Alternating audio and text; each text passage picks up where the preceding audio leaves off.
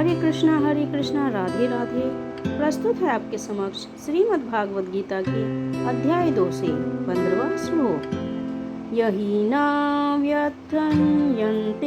ते पुरुषां पुरुषार्षभ समदुःखं सुखं धीरं सोऽमृतत्वाय कल्पते।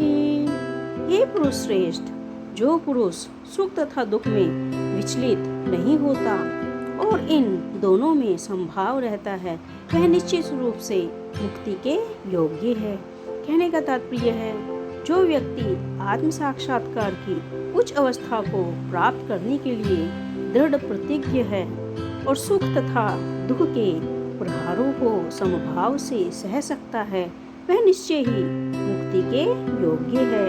वर्णाश्रम धर्म में चौथी अवस्था अर्थात संन्यास आश्रम कष्ट साध्य अवस्था है, किंतु जो अपने जीवन को सचमुच पूर्ण बनाना चाहता है, वह समस्त कठिनाइयों के होते हुए भी संन्यास आश्रम अवश्य ग्रहण करता है।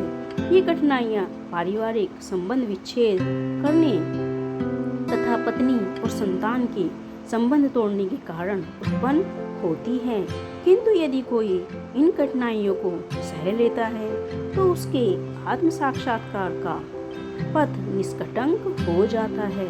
अतः अर्जुन को क्षत्रिय धर्म निर्वाह में दृढ़ रहने के लिए कहा जा रहा है।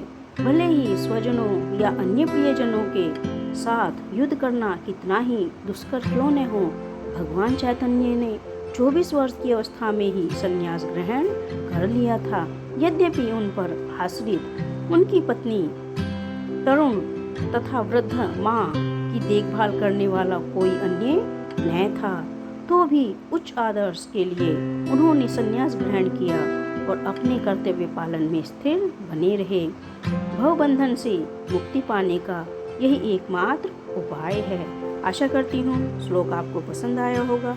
पसंद आया है तो चैनल को सब्सक्राइब कीजिए, लाइक और शेयर कीजिए, ताकि इसी प्रकार से अनवरत गति से श्रीमद् भागवत गीता के अन्य श्लोक भी आपको प्राप्त होते रहें। अंत में फिर से एक बार हरे कृष्णा राधे राधे।